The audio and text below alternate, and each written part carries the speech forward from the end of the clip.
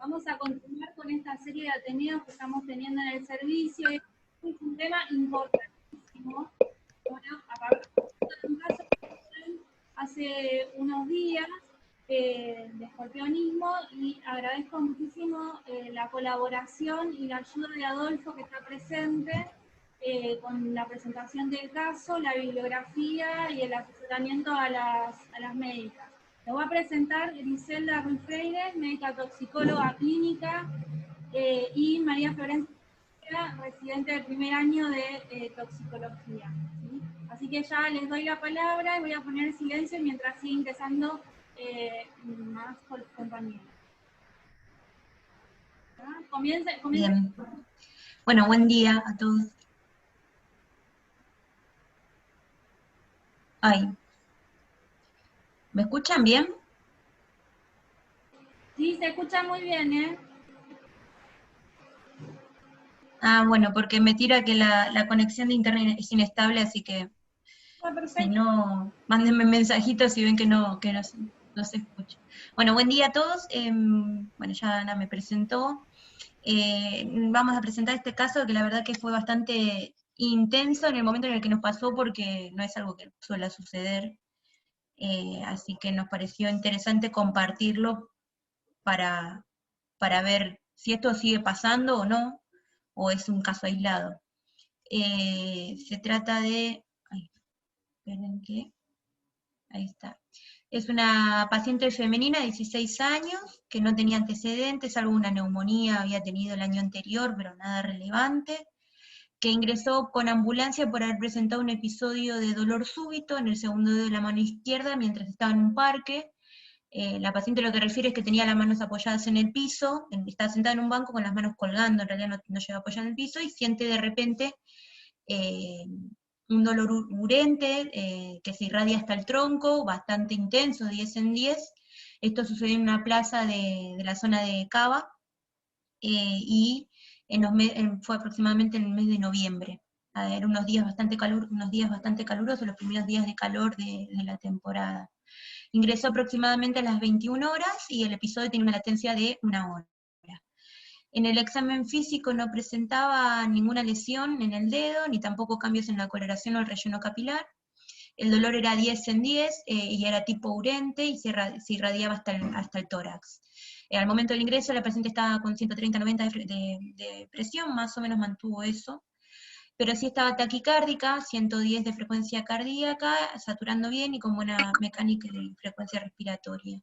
Estaba lúcida, sin focomotor ni signos meningios, pero se encontraba inquieta, con cierto desasosiego, probablemente relacionado al dolor, y tenía bastante salivación y vómitos. A la paciente la recibió clínica, en principio, esto me parece que es bastante importante porque en principio se anota para clínica por un dolor de miembro.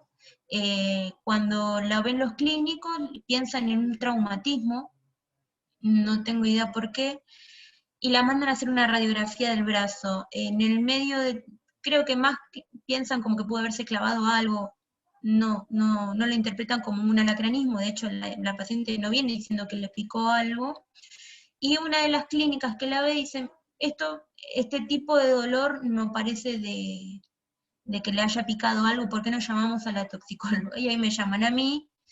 Yo cuando la encuentro a la paciente, la encuentro en el pasillo esperando a hacerse la placa, vomitando, en el pasillo. Y me la llevo a emergentología en ese momento, pero me parece curioso cómo se dieron las cosas y por suerte cómo nos dimos cuenta enseguida. Después en el examen físico no tenía fallo de goma, no tenía ruidos respiratorios, el abdomen estaba blando, depresible e indoloro. Tenía una fecha de última menstruación de hacía 15 días, así que en ese sentido estaba todo normal, pero igualmente en el laboratorio tenía 21.100 blancos, una glucemia de 225 y un láctico de 7,6 que nos llamó bastante la atención. Todos los demás estaban dentro de los parámetros normales. En el electrocardiograma solamente se evidenciaba la taquicardia, que después tenía un ritmo sinusal y un bloqueo incompleto de rama derecha, normal para la edad.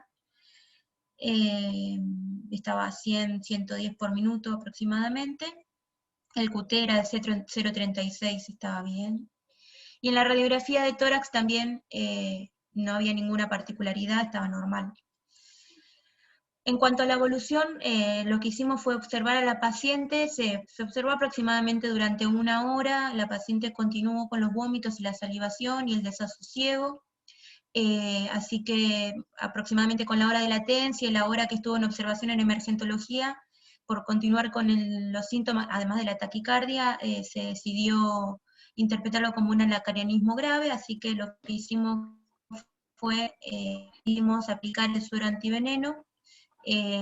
Lo retiramos del Hospital Gutiérrez, retiramos las 4 ampollas, en realidad retiramos 4 ampollas, terminamos aplicándole 3, porque entre las 3 ampollas que tenían una dosis letal 50-58, llegábamos a pasarnos de los 150 que teníamos que pasar. Bueno, y acá después seguramente va a ser motivo de discusión el haberle pasado en premedicación, así que bueno, seguro después el doctor va a decir su opinión sobre eso. La paciente presentó buena tolerancia, les cuento porque como yo no tenía experiencia en esto, y obviamente el doctor de Rod me asesoró todo el tiempo y estuvo ahí conmigo asesorándome, las ampollas una vez que se abren tenés 20 minutos, una vez que las cargas para pasarlas sin que pierdan efectividad, esto es lo que me explican en el Gutiérrez, y se pasa en bolo lento, obviamente evaluando la tolerancia de la paciente, pero son bien toleradas, así que esta paciente las toleró perfecto, y unos minutos después de la aplicación ya empezó a sentir mejoría, desapareció el desasosiego y el dolor, sobre todo el dolor, y posterior a unos 20 minutos aproximadamente, siempre con monitoreo continuo en emergentología, la paciente no presenta más vómitos ni salivación, y no tiene más dolor. Baja la frecuencia cardíaca, la presión se norma, para más o menos 130-80, 140-80, baja a 100, 110, una muy buena tolerancia. Además de la aplicación del antiveneno, también se hicieron expansiones con solución fisiológica, se aplicó Reliberan, y se aplicó también una carga de potasio porque estaba hipocalémica. 6 horas posterior a la administración de, esto ya a la madrugada, de la administración del antiveneno, la evolución es favorable, 160, frecuencia cardíaca baja a menos de 100 a 90, frecuencia respiratoria 18 y afebril, sin intercurrencias y asintomática, el láctico baja a 1,8 en el control de laboratorio a las 6 horas, se hizo, obviamente por los tiempos que vimos, un hisopado nasofaringeo que es negativo, el potasio 4,4 en control, y los gases venosos también normales. Así que la paciente permaneció en observación aproximadamente durante 12 horas y se fue de alta sin presentar ninguna intercurrencia y asintomática. Se la citó a control, concurrió a los controles de toxicología con un laboratorio de ecocardiogramas normales, y se hizo un control de salud en otra institución también en diciembre, donde también se constató que estaba en buen estado de salud. Eso se constata a través del sistema SIGEOS. Así que bueno, ahora mi compañera le va a explicar un poco, un repasito de lo que es alacranismo. Seguimos con tu pantalla, si no hago cambios. ¿Sigo con la mía? Bueno, decime, Flor, siguiente y... Diciendo del cambio y vamos haciendo. Bueno, ahora vamos a hablar un poco, es un repaso de lo que sería el envenenamiento por escorpión o alacranes.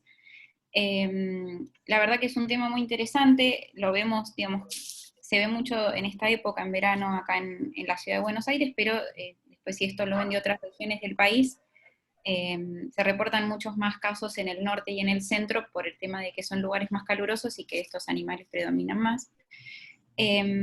Bueno, para empezar a hablar un poco, los escorpiones o alacranes son invertebrados artrópodos del grupo de los quelicerados.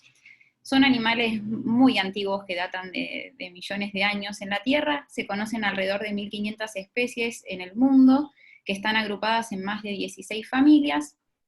Y la más importante, la de mayor importancia toxicológica en Sudamérica, es la especie de Titus, que son las que ahora, digamos, nos van a interesar estudiar acá. Además del Titus, hay otras especies en Argentina, ahora lo voy a mostrar más adelante para identificar cuáles deberían ser de importancia toxicológica por el veneno y cuáles no, que son alrededor de, digamos, aproximadamente 50 especies descritas en total. Dentro de las de Titus en Argentina tenemos el Trivitatus confluens, argentinus, uruguayensis, bayensis, Vallensis, Curupí y Cerulatus. Estas últimas dos son predominantes en Brasil y con el paso de los años y el tema de los viajes se han empezado a ver bastantes casos acá en el norte, y se encuentran distribuidos tanto en el norte como en el centro. Esto lo venía diciendo por el tema del calor. Son animales que en general, digamos, les gusta el clima cálido y seco, se han adaptado a vivir bastante bien en las zonas perirurales y urbanas, entonces esto también predispone mucho a que hayan aumento de casos en estas zonas. Para hablar un poco de la morfología en general, esto va a ser importante porque en el caso de que tengamos una consulta por una probable picadura, muchas veces nos ha pasado o que puedan capturar al artrópodo y lo traigan, o directamente que nos llegue una porción. Pero bueno, dentro de lo que se pueda, siempre que podamos tener alguna referencia de este insecto, vamos a ver, digamos, si puede llegar a ser venenoso o no. Y tiene algunas partes que son bastante características, que digamos, es importante para compararlas entre las especies que serían venenosas y no. Como hablaba, este artrópodo tiene un exoesqueleto de quinina, está dividido en lo que sería el tronco, que se denomina prosoma, y después un abdomen que se llama opistosoma. Dentro de la parte del tronco, que es el prosoma, tenemos los pedipalpos, que son estas pinzas de gran tamaño que van a ser importantes para que este artrópodo pueda capturar a su presa.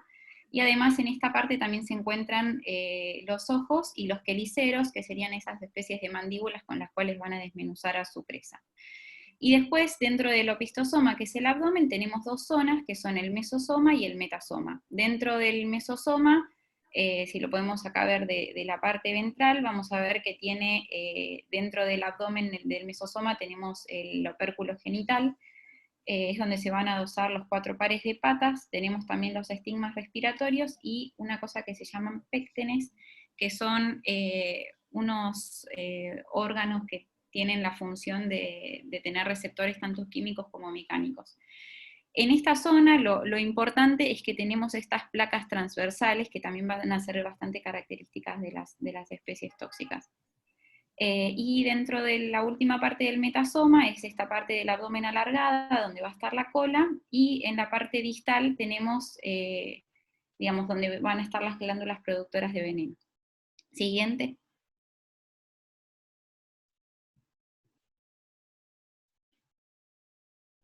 Ahí estamos. Bueno, en este cuadro me pareció lindo poder hacerlo bastante simple, digamos, dentro de lo posible. Si tenemos la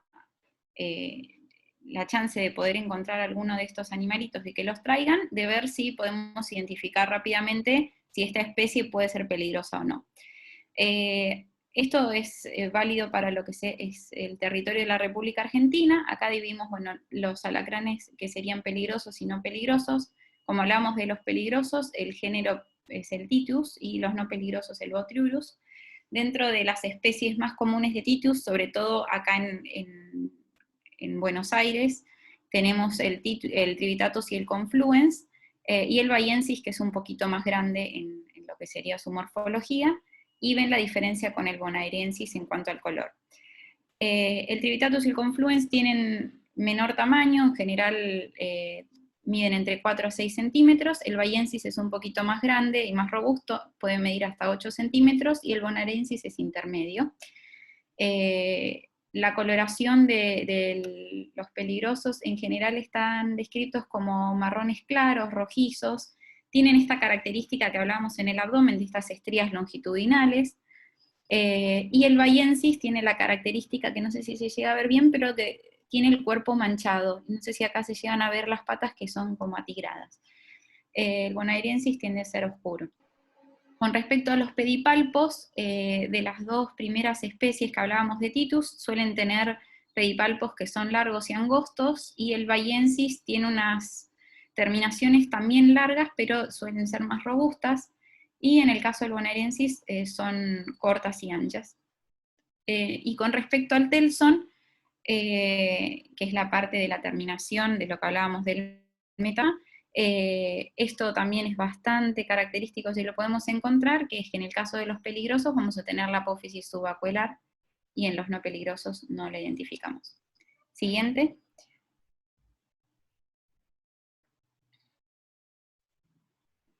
Bien, esto es un poco para ubicarnos en lo que veníamos diciendo. Es un mapa de la distribución de las distintas especies en la República Argentina, y ahora vamos a ver específicamente cómo ha ido variando esto con los años, o sea, por el tema de los cambios, por el tema de que de que estos animales pueden ser transportados en camiones de carga, o digamos con el transporte, entonces se han ido distribuyendo, digamos, a lo que sería más al centro del país. Y otra característica importante es que, digamos, se han adaptado muy bien a lo que es la vida perirural y urbana. Entonces esto hace que también se han proliferado bastante en los últimos años. Siguiente. Bueno, acá en este mapa, esto es gentileza del doctor Derrot, que está ahí con nosotros y después seguramente va a aportar más que yo en la charla. Este es un reporte que después aclaro la referencia al final, es un artículo publicado en el año 2019 que habla de la distribución en Argentina y cómo se ha ido modificando en estos últimos años por la aparición de nuevos casos en lo que sería la provincia de Buenos Aires, y bueno, acá tenemos también un caso en la provincia de Córdoba con respecto al Bahiensis. Ven que lo que era, por ejemplo, la distribución del Titus confluens estaba más localizada en lo que sería la región norte y centro del país, y en los últimos años ya se han reportado casos tanto en la costa bonaerense como en lo que es la ciudad de Buenos Aires y en el Gran Buenos Aires. Lo mismo con Bahiensis, digamos, está más cercano a lo que sería la frontera con Brasil, y también en los últimos años se han registrado casos también más al sur. Siguiente. Bien, con respecto a la presentación clínica, como decía Griselda, es importante destacar esto de cómo fue la forma de presentación de esta paciente. A veces no es tan simple decir que llegue alguien y decir que le picó un insecto, incluso hay gente que no tiene registro, y sobre todo también va a tener mucha importancia clínica en lo que es la pediatría, porque a veces los chicos, si están jugando y se pican, digamos, que reciben la picadura, tampoco a veces lo van a poder verbalizar, entonces es importante sospecharlo. Como presentaciones a nivel local, está descrito que puede haber dolor intenso en el lugar de la picadura, a veces puede haber un leve eritema en el sitio de la picadura, incluso producirse piloerección, leve edema local y parestesias. La realidad es que muchas veces no vemos el sitio de picadura, incluso me acuerdo que a esta paciente le sacamos una foto y no se veía absolutamente nada en la piel, así que solamente era lo que refería era un dolor muy, muy intenso en el lugar de la picadura, y sí parestesias que se extendían a lo largo del brazo. Con respecto a las complicaciones que pueden dar a nivel sistémico, esto tiene que ver con la dosis del veneno inoculado, y sabemos que esto va a ser más grave en los niños menores a 12 años, obviamente que es por un tema del peso y que del veneno que se distribuye, digamos, mucho más, digamos, en relación al peso va a ser mucho mayor el compromiso. Actúan, digamos, sobre dos grandes esferas que serían el sistema nervioso autonómico, y después, digamos, cuando esto progresa pueden dar cuadros a nivel sistémico, multiorgánico. Con respecto a los efectos adrenérgicos descritos, el cuadro puede producir taquicardia, hipertensión, taquipnea, hipertermia, y lo que serían una hiperestesia que es no solamente en el sitio de la picadura, sino que sería una hiperestesia generalizada, y además se pueden producir alteraciones al nivel del sistema nervioso central, dando temblor y agitación generalizado.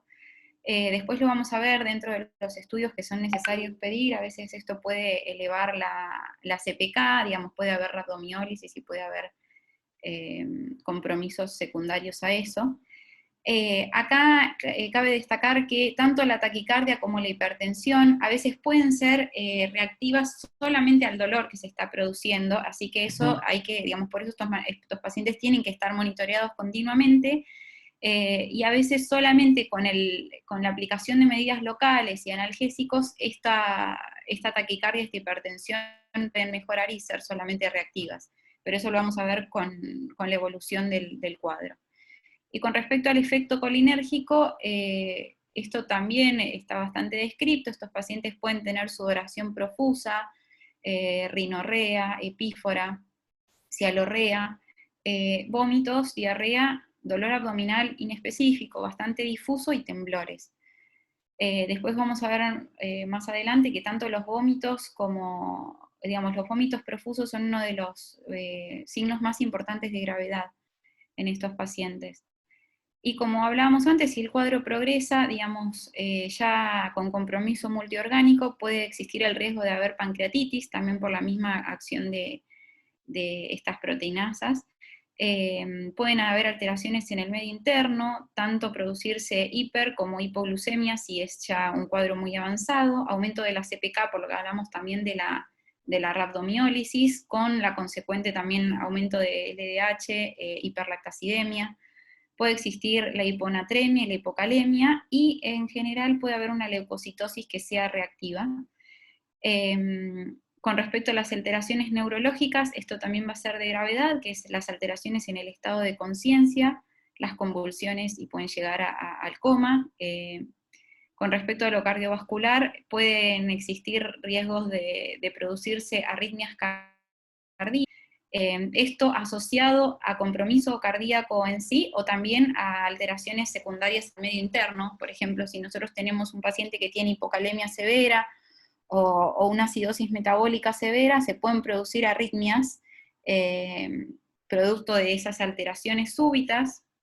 También la hiponatremia, que puede dar también bloqueos auriculoventriculares, y además se pueden producir alteraciones puntuales a nivel del miocardio, que esto también, digamos, puede derivar en insuficiencia cardíaca, y el cuadro más grave que sería el paro cardiorrespiratorio. Asociados también a nivel respiratorio, el edema agudo de pulmón, también por lo que hablamos de que estas proteinasas aumentan lo que sería digamos, el edema difuso, digamos, y pueden producir también edema, digamos, tanto secundario como lo cardiovascular como respiratorio per se. Siguiente. Bueno, también esto lo mencionó Griselda, y creo que es importante destacar que es desde que llega un paciente con el antecedente de una probable picadura y que tiene un cuadro compatible, esto nosotros lo tenemos que tomar como el diagnóstico, ya que si el cuadro es de gravedad, lo importante es poder aplicar el suero antiveneno lo antes posible. Creo que este es el concepto más importante que hay que llevarse. Entonces, cuando tenemos un cuadro compatible y puede llegar a haber el antecedente de la picadura, por lo que hablamos de que no siempre se va a encontrar el animal, sobre todo si son pediátricos, puede ser que no lo refieran, entonces si nosotros lo sospechamos, este cuadro hay que tratarlo. Y dentro de los diagnósticos diferenciales, bueno, vamos a ir pensando un montón de causas que se pueden dar al mismo tiempo, y esto lo vamos a ir viendo con los estudios complementarios.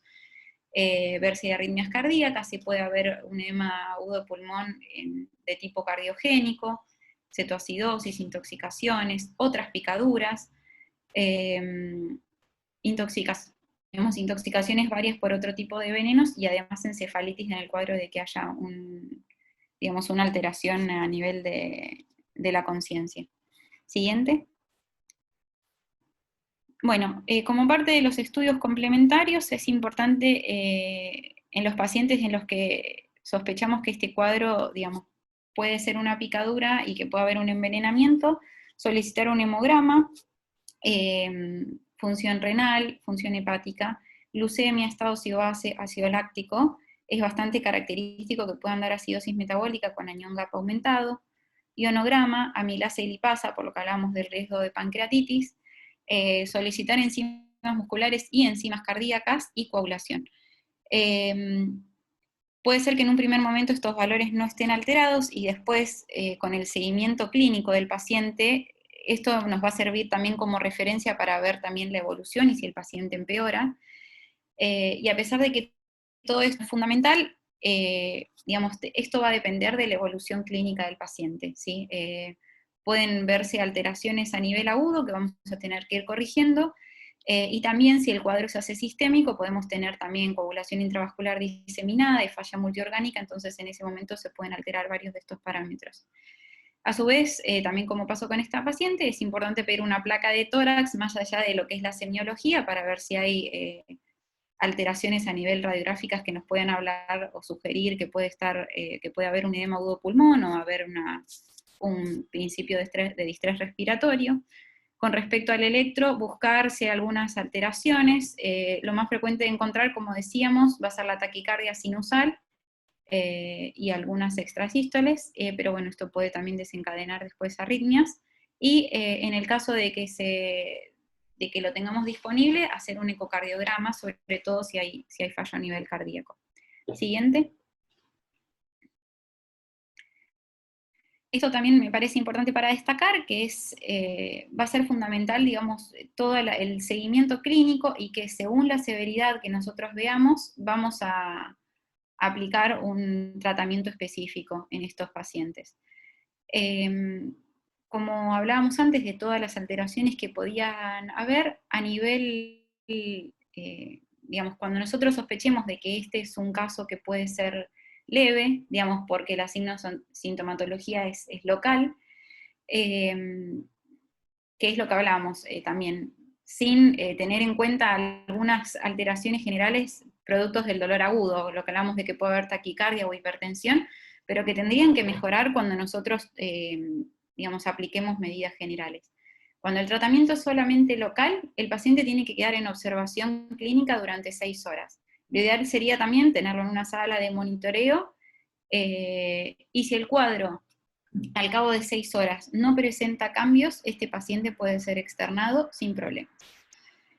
Para lo que serían las consideraciones para los cuadros moderados y graves, en el caso de los moderados lo que vamos a tener es que el síndrome local se va a acompañar a su vez de algún síntoma a nivel sistémico, puede aparecer sudoración discreta, náuseas o vómitos que serían ocasionales, y todavía no tenemos compromiso hemodinámico respiratorio de importancia. Y con respecto al cuadro grave, tiene que ver ya con todas las alteraciones que tenemos a nivel local y cuando se agregan una o más de las siguientes manifestaciones clínicas que son de gravedad. Esto puede ser alteraciones a nivel de la conciencia, sensorio alternante, confusión mental. En el caso de esta chica, creo que no nos vamos a olvidar nunca, que es que estaba con una sensación de desasosiego permanente, no cumplía órdenes precisas, digamos, estaba muy, muy inquieta, y esto después mejoró con la aplicación del suero, o sea que claramente estaba pasando algo a nivel ahí de su conciencia. Cuando hay alteraciones en lo que sería la taquicardia o bradicardia, o tenemos alteraciones por arritmias cardíacas, los vómitos profusos y frecuentes, que esto también es signo de mal pronóstico. Esta chica tuvo varios episodios de vómitos, al principio lo refirió solamente como, bueno, sí, vomité antes de entrar, y después cuando estuvo ahí en observación empezó a tener bastantes episodios seguidos.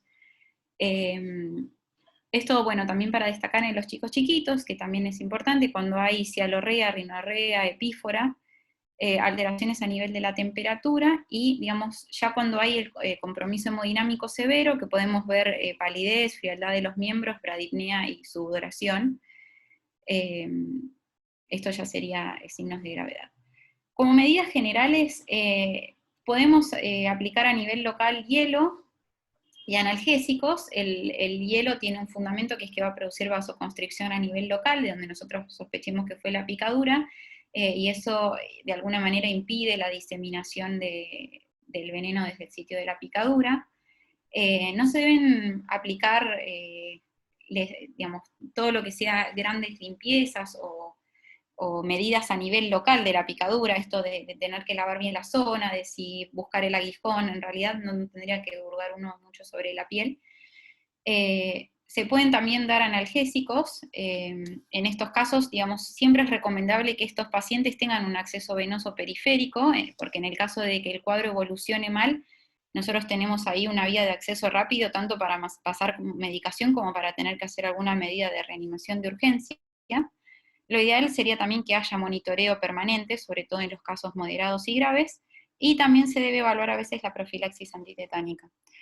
Con respecto a los casos moderados y graves, lo ideal sería también que estos pacientes se puedan internar en una unidad cerrada, donde tengamos monitoreo cardiovascular permanente y donde tengamos también acceso a laboratorios para control de medio interno.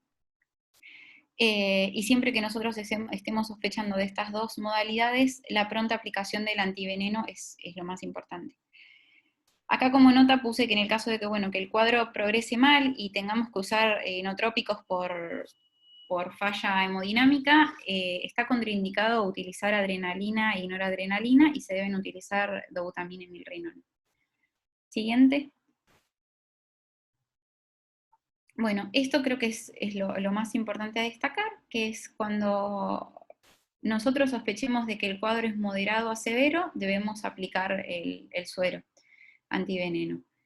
Y también es importante que en los casos leves no debemos aplicar antiveneno, ¿sí? Esto también es a veces bastante, se ve en la práctica que a veces, digamos, ante casos leves se aplica igual, y no es necesario, sino que solamente con la observación alcanzaría.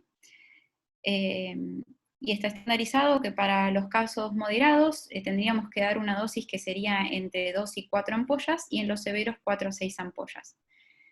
Se sugiere neutralizar con no menos de 150 dosis letales 50 en los moderados, y no menos de 300 dosis letales 50 en los casos graves. Esto es importante también para destacar, y seguramente el doctor de Roth también lo va a explicar. Actualmente nosotros contamos con un suero antiveneno, antititus, en el país, que lo produce el laboratorio Malbrán, y siempre es importante leer todo el prospecto de estas ampollas para ver la capacidad neutralizante que tiene cada frasco, porque puede variar en cada lote.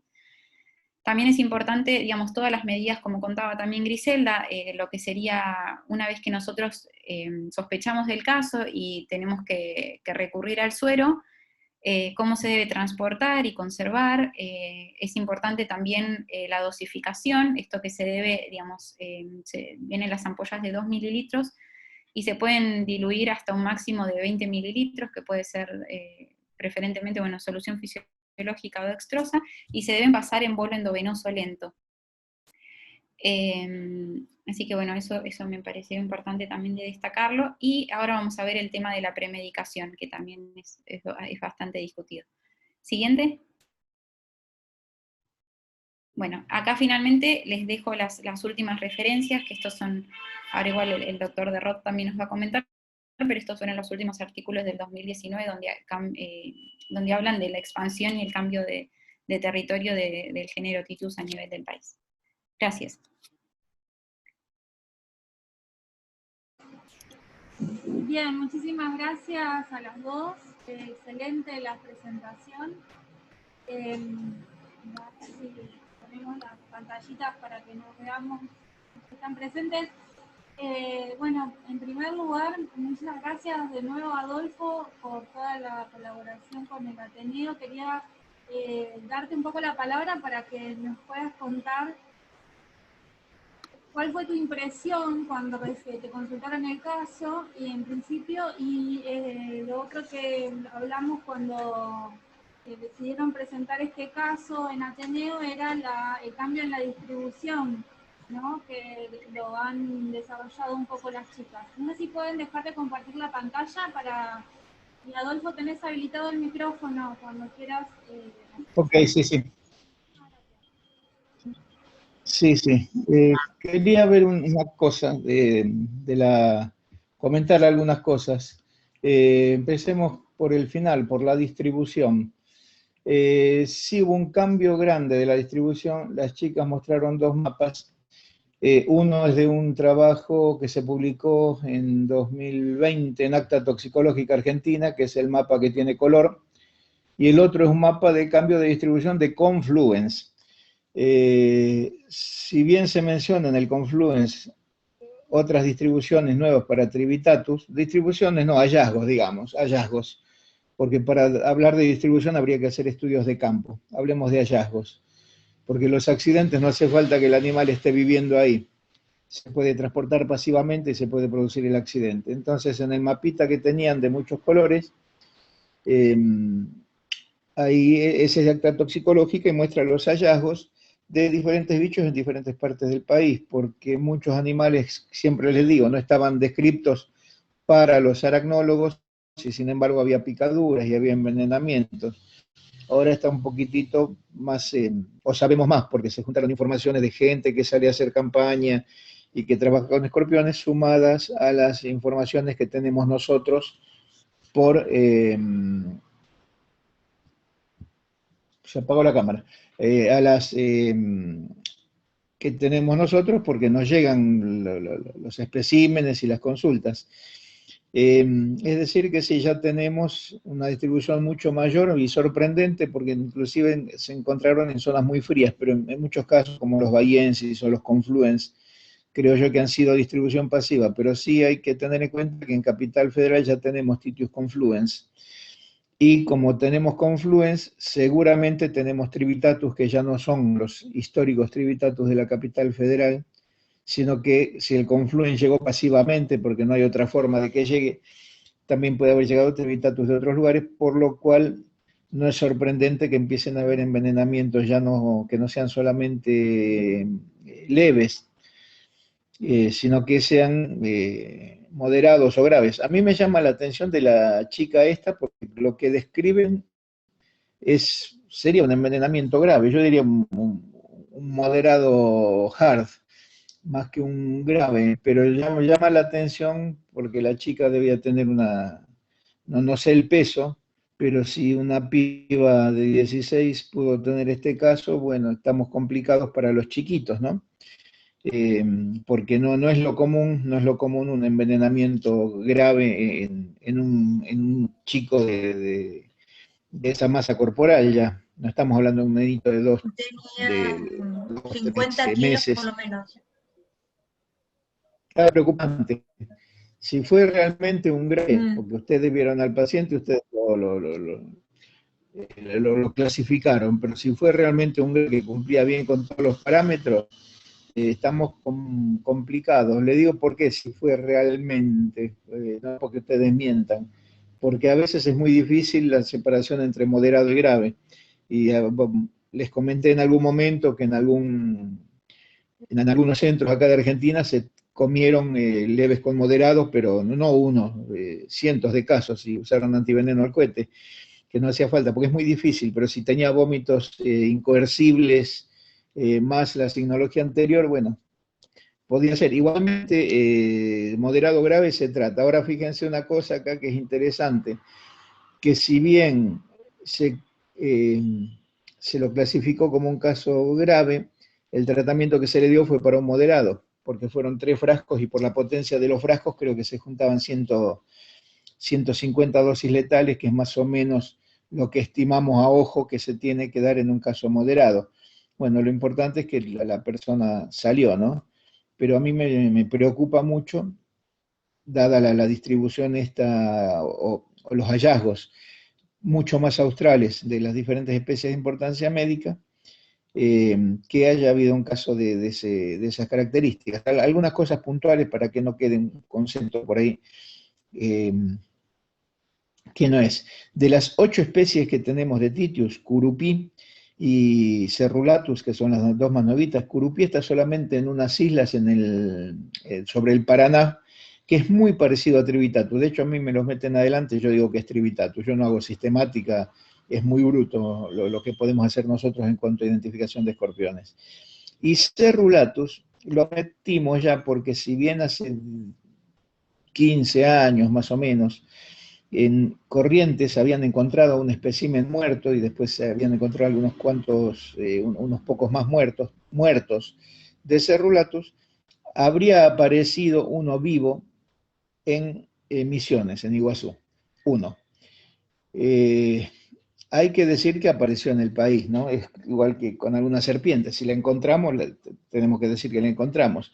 Yo no sé si todavía es fauna de Argentina, pero se tiene que comunicar como, bueno, como un hallazgo aquí en el país. Lo que no sería raro porque, como mencionaron, está en las localidades vecinas de Brasil, Cerrulatus. Pero cuando sea fauna real nos vamos a dar cuenta porque es muy invasivo y realmente va a ocupar el hábitat que ocupaban otros escorpiones. Por eso cuando se aparece un bicho, yo dudaría de llamarlo fauna, pero sí tenemos que comunicarlo como uno de los que se pueden encontrar en el país. Cuando ya sea parte como el Trivitatus o el Confluens o el Baiensis, de acá va a desplazar inclusive algunas poblaciones, posiblemente de Baiensis, de donde están. Lo cual es preocupante, ¿no? Es preocupante y también la chica esta que haya hecho un envenenamiento aún grave me aterroriza, moderado me asusta. Pero bueno, eso es preocupante. Otra cosa que quería comentarles también, que ahora con los estudios de proteómica aparecen muchos trabajos, que inclusive nosotros queremos estudiarlo eso, como proteasas dentro del veneno de escorpión. Y es cierto, aparecen metaloproteasas, pero con proteómica, que detecta cantidades hasta muy pequeñitas de componentes. Pero todavía no tenemos cabal idea qué es lo que hacen estas proteasas. Por ahí tienen que ver algo con la fisiopatología, pero yo tengo ciertas dudas, porque cuando ustedes ponen o inyectan a un animal con la toxina aislada, hablo de las neurotoxinas que actúan sobre canales de sodio, que son las que nos interesan, las que modulan canales de sodio, se reproduce el cuadro de envenenamiento casi completo, que pasa por la neurotoxicidad, pero también por la activación del sistema caligreina-bradiquinina, por la generación de interleuquinas inflamatorias en los pulmones. Entonces, si bien estas proteasas, al menos en el parénquima pulmonar, podrían llegar a tener algún papel en el envenenamiento, el mayor responsable del edema de pulmón y del distrés respiratorio y de la inflamación y de todo lo que se ve en los pulmones es la neurotoxina esta, porque locamente aumenta, hace que los macrófagos pulmonares, o los macrófagos donde sea, empiecen a producir interleuquina 1 a lo pavote, y eso es generador de un proceso inflamatorio y reclutamiento de células y vasodilatación y demás, que tendría que ver mucho con el distrés respiratorio que se produce posteriormente. De ahí que lo que se sabe hace unos años, hace mucho en realidad, pero que hace unos años ya lo hicieron mucho más elegante, un grupo brasileño en la investigación es que inhibiendo o dando inhibidores de las enzimas inflamatorias, no indometacina, de la COX-1 y 2, disminuye mucho la lesión del parénquima pulmonar, cosa que ya habían visto los árabes saudíes en 1990 y pico, en experimentos mucho más brutos, ¿no? Pero bueno, más brutos, pero que en realidad tenían ese efecto. Pero ahora se sabe más o menos por qué y bueno, cómo interfiere el metabolismo de inflamación pulmonar respecto a la inhibición que se produce por el aumento de la interleuquina 1 y de los tromboxanos y las prostaglandinas que tienen un feedback negativo. Por eso la indometacina funcionaría bastante bien para disminuir la inflamación. Pero creo que mayormente, independientemente del hallazgo de proteasas, el lío por el pulmón pasa más que nada por estas componentes como la gamma-toxina, que es esta toxina moduladora de canales de sodio beta, que es la que sabemos que está en Trivitatus y que es la principal de Cerrulatus, que por eso que tiene una homología muy grande. Donde tal vez las metaloproteasas sí jueguen algún papel podría ser donde se afecta el parénquima pancreático. Pero les digo, todo esto es un pensamiento. De hecho, hace unos años tenemos escrito un proyecto para investigar eso y todavía no hemos podido hacerlo para ver la influencia en la pancreatitis de estos componentes, de estas fracciones. Lo cual no es fácil porque tenemos muy poco veneno, ¿no? Si esto fueran los escorpiones de una yarara, ya los recontra sabríamos. Pero todo el veneno que tenemos lo destinamos a producción, nos queda muy poquito para hacer investigación. Eso respecto a las proteasas y al edema de pulmón. Y después, bueno, un comentario que ya lo mencionó la doctora, es que no nos quedemos con la neurotoxicidad, que es lo más importante. El síndrome autonómico es sin duda lo más importante, pero acordémonos que antes que se supiesen que existían las neurotoxinas, le echaban la culpa a todo, la capacidad que tiene el veneno de generar componentes inflamatorios, ¿no? Que activaba el sistema calicreína-bradiquinina. De hecho, había investigadores que usaban el veneno solo para eso, para estudiar el sistema calicreína-bradiquinina, y que todos estos eventos circulatorios también son importantes, aún en la génesis del edema de pulmón. Y no nos olvidemos también que la hipoinsulinemia, la hiperglucemia y demás, todo eso, la disminución del surfactante pulmonar tiene que ver con el envenenamiento global. Si bien lo más importante son las neurotoxinas que generan el cuadro autonómico y el daño a nivel pulmonar y a nivel cardíaco, que todavía está en discusión si directamente es a nivel acción de las toxinas sobre el parénquima cardíaco o por un efecto secundario a la estimulación adrenérgica. Que hay injuria cardíaca, eso hay. Y bueno, clínicamente y cardiológicamente ustedes ven todas las alteraciones. Esta chiquita no tenía tanto, pero todas las alteraciones que se pueden producir hasta la falla de bomba por acción del veneno, justamente. Y una última cosa, si mal no recuerdo, que les quería comentar. Lo de la Dexa y el Benadryl, Doc. ¿Lo de la? Lo de la Dexa y el Benadryl. Sí, bueno, eso. Eso no tiene sentido en un envenenamiento escorpiónico. Eso, pero más que eso, la forma de darlo. En general se da en bolo, se da la dosis recomendada, se lo mandan por el perfus de un jeringazo, o si tienen miedo se lo mandan arriba del perfus y después mandenle un goteo a chorro. No hace falta darlo lento, no hace falta. Yo comprendo que pueden tener miedo, que se está metiendo una proteína de caballo, si bien es purificada, pero con el nivel de catecolamina que ustedes tienen dando vuelta por el mismo envenenamiento, por el componente simpático mimético, no van a tener ningún inconveniente en cuanto a reacción anafilactoidea que se pueda producir. Si tienen la desgracia de que la persona es alérgica a la proteína de caballo, lo cual sería muy raro, también estarían protegidos por el nivel de catecolaminas. Por eso el dar, acá voy a hacer un paréntesis, el dar premedicación no tiene sentido. ¿Por qué hago el paréntesis? Y algunos me odiarían por lo que voy a decir, y ustedes ténganlo, esto es un Ateneo, hay que cruzar ideas e información, ¿no? Y esconder información tampoco es bueno. Pero en algunos momentos, empíricamente, en algunos países como México, vieron que cuando daban antihistamínicos, había una mejoría del paciente. Una vez en un congreso, me acuerdo, un pobre médico, pobre entre comillas, ¿no? Porque es una de las autoridades más grandes en tratamiento de envenenamiento por escorpión, atendió, dicen que 200.000 casos mientras estuvo activo, sigue todavía trabajando. Se lo querían comer al pobrecito todos los científicos, los que trabajan con veneno de escorpión, cuando dijo esto, porque en realidad ustedes se ponen a pensar que corno tiene que ver una toxina que actúa sobre canales de sodio, que hace todo lo que hace con la antihistamina, con la histamina, pero sí se ponen a ver los mecanismos de acción de las membranas y de las proteínas que desatan los mecanismos intracelulares en las células que tienen receptores adrenérgicos o colinérgicos o histaminérgicos, se podría pensar que en algún caso podría haber, pero fíjense que metí todos potenciales, porque no hay nada probado, no hay nada estudiado, no hay nada hecho. Lo que les estoy comentando es algo que se planteó en algún momento. Pero lo que sí, si ustedes dieron el antihistamínico para prevenir alguna reacción adversa, no tiene sentido porque no la van a tener.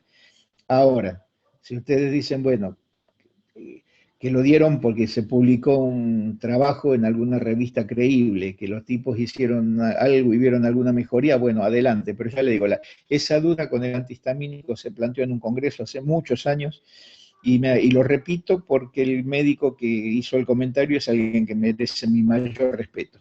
No es un científico, pero es un tipo que atendió miles de pacientes y es uno al que cualquiera le iría a preguntar. Obviamente él no preconiza el uso de antihistamínicos, ni mucho menos. Él dice antiveneno, antiveneno, antiveneno y antiveneno. Pero una vez hizo un comentario y bueno, va el comentario porque ya que lo nombraron ustedes, ahí va con los antihistamínicos. Y respecto a lo de antiveneno, repito, es importante el bolo, la aplicación rápida, que eso se distribuya rápido.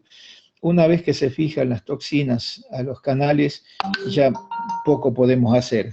Igualmente se da, aunque pase el tiempo se da porque es la única herramienta que tienen y siempre alguna toxina queda sin haberse prendido a un canal. Pero ya una vez que se desata el mecanismo, tanto en lo neurotóxico como en lo inflamatorio, está muy complicado el paciente. Y también otra cosa, tengamos en cuenta, volviendo a los antihistamínicos, que el comentario que yo estoy haciendo, y haciéndolo extensivo a otras cosas, el comentario que estoy haciendo es con escorpiones de México, que son centruroides y no son de Argentina. Ustedes, una fuerte sugerencia que siempre les hago, cuando vayan a leer elementos, papers para sacar elementos, para poder entender qué es lo que están haciendo y qué es lo que tienen que hacer, ¿no? De hecho, los efectores de la salud pública son los médicos, son los que atienden al paciente.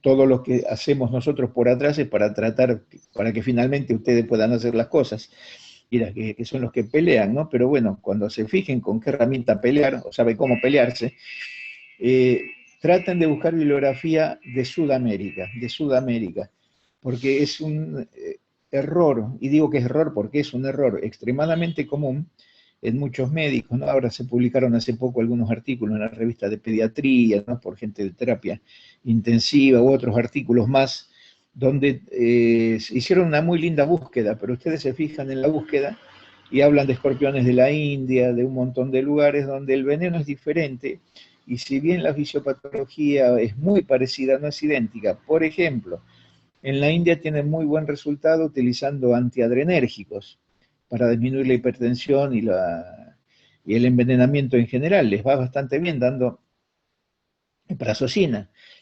Pero en el norte de África, si bien son escorpiones del hemisferio norte y aún son muy parecidos, eso no funcionaría. ¿Por qué? Porque el edema de pulmón y la falla cardíaca estaría más relacionada con fenómenos directamente cardiogénicos que hipertensivos, como aparentemente sería en la India. No hay un artículo específicamente que habla de eso, por un doctor del norte de África con mucha experiencia, hablando justamente de esto, porque ustedes ven el Lancet, un montón de publicaciones y meten el escorpión y meten todo en general.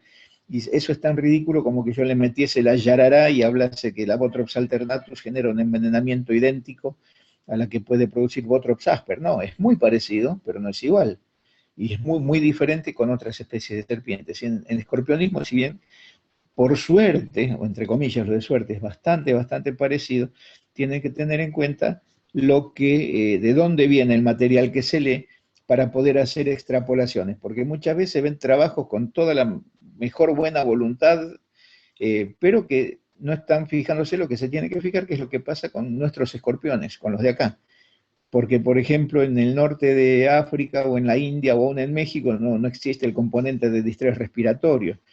Todos los componentes a nivel del fenómeno inflamatorio que se produce, un poquitito sí se ha visto en el norte de África con los niveles de interleuquinas, de óxido nítrico y demás que aumentan mucho, pero no en todos los casos, ¿no? Y por eso hay que basarse en la evidencia técnica y la técnica y la clínica de acá de Sudamérica, y lo que siempre les digo, escriban todas estas cosas, escribanlas. Lo peor que puede pasar es que escriban alguna macana, ya alguno saldrá que los leerá y le dirá, che, ustedes pusieron macana, pero es importante que quede en papel, en una revista, la experiencia de esta, aunque sea un caso. Bueno, un caso es un caso.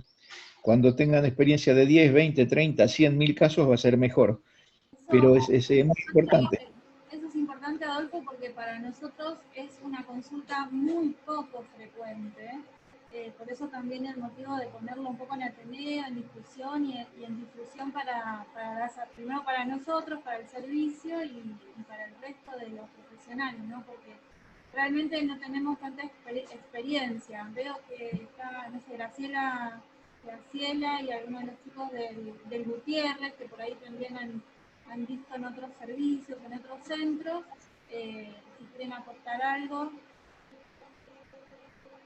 Pero sí, eso es importantísimo, porque al no tener tanta experiencia, la sospecha clínica hace que sea, ¿no?, más interesante. No, yo lo que puedo decir es que nosotros vimos en el Posadas, y Mariano por ahí que está por ahí también lo puede decir, vimos muchos casos en adultos y que fueron todos leves. O sea, yo personalmente no me acuerdo de haberle dado suero a ningún paciente, pero sí de ver muchas picaduras de escorpión en pacientes leves, digamos. Y en el Fernández creo que no vi, he visto 2 o 3, y también fueron leves, y lo que sí, traían muchos escorpiones, pero no era que le habían picado a alguien, digamos, sino que, digamos, realmente es poco frecuente como para que uno se haga una experiencia, no sé, ahí Mariano que está ¿qué es lo que puede decir? Que está, la vemos ahí, ¿quieren comentar? Hola. Hola. Hola, ¿cómo están? ¿Me escuchan? Sí, Sí. Sí, sí. Hola, ¿qué tal, Adolfo? ¿Cómo están? Hola, Adolfo. ¿Cómo anda? Sí, el caso que más realmente me conmocionó fue en el año aparente, creo que era el 2004, donde hubo una sudestada muy fuerte, y después de la sudestada la gente concurría, fue un domingo, concurría a la costanera, ¿no? De las 11 de la noche hasta las 5 de la mañana empezaban a llamar y a concurrir al Hospital Posadas. Habrán sido más de 25 o 30 consultas con pacientes que fueron picados por alacrán, ¿no? Más o menos con 2 o 3 horas de latencia, pero todos te narraban lo mismo, ¿no? Que estaban sentados, relajados. Fue en verano, en enero, y todos sentían lo mismo, esa sensación quemante, la picadura. Solamente lo que tenían eran taquicardia, estaban más que todo asustados por la situación, estaban hipertensos inicialmente, a veces por el tema de la conmoción de la picadura, pero los dejábamos en control, estuvieron 4 o 6 horas, electro, CPK, los cuales se fueron todos. Afortunadamente fueron cuadros leves, ninguno requirió la indicación del suero, ¿no? Mismo hemos tenido otros casos interesantes que tuvimos realmente suerte en el tratamiento. Fue una consulta en Neuquén, que una chiquita que estaba con dolor abdominal, convulsiones, también no había causa aparente, y dolor abdominal, estaba con sudoración, y bueno, la mamá había encontrado un escorpión, pero no se sabía de la picadura. Y la nena también, como el caso que mencionaron ustedes, después de la administración del suero, la chica, perdón, había convulsionado también, después de la indicación del suero, automáticamente mejoró, ¿no? También fue bastante arriesgado porque, bueno, Neuquén es una zona donde puede ser escorpión o también puede ser el atrodectus, ¿no? Pero bueno, si no era por uno, era por otro. Como la mamá había encontrado el escorpión en la casa, así que fue por esto. Pero bueno, eso era lo más importante, creo que fue eso, ¿no? Sí, y acá en Gutiérrez también casos graves tampoco hemos tenido, sí, leves, y sí que traigan mucho especímenes, eso sí, todo el tiempo nos traen muestras de titius para que las analicemos, y eso sí, mucho. Sí, y esto de edificios, acá hemos tenido 5º piso de picaduras por escorpiones, todas leves, que han traído acá a 2 cuadras también. Afortunadamente son todos casos leves, ¿no? Y lo traen para reconocimiento, eso es muy frecuente. Sí, son titius, el 95%. Sí. Bien. No sé si Griselda o alguno de los otros chicos quiere comentar algo. Muy interesante el Ateneo, y Adolfo, un placer escucharte siempre. No, yo le quiero agradecer al doctor porque me hizo el aguante cuando pasó, eran las 11 de la noche y yo lo llamé re bien, Doc, gracias, me dio un apoyo bárbaro. Porque claramente yo de experiencia tampoco tenía. Adolfo Con mucha urgencia. tiene esa característica, a cualquier hora, 2 de la mañana, 3, capaz que te puede caer en el hospital también a asistirte. Sí, claro. es propio de él. Una maravilla. Sabés que está el teléfono, ahí lo tiene, ahí, una hotline. Así que muchas gracias. Transmití mucha tranquilidad y la verdad que es un placer escucharte en este tema. y bueno, todos los que hacen en la carrera. Siempre en las clases Adolfo aclara esto de la premedicación, se lo he escuchado varias veces en los cursos, en las clases, y siempre está un poco explicando esto. Bueno, por último, agradecerles a todos por participar, ¿sí? Disculpen que por ahí la difusión no es muy clara, pero bueno, vamos a tratar de difundirlo con un poquito más de anticipación.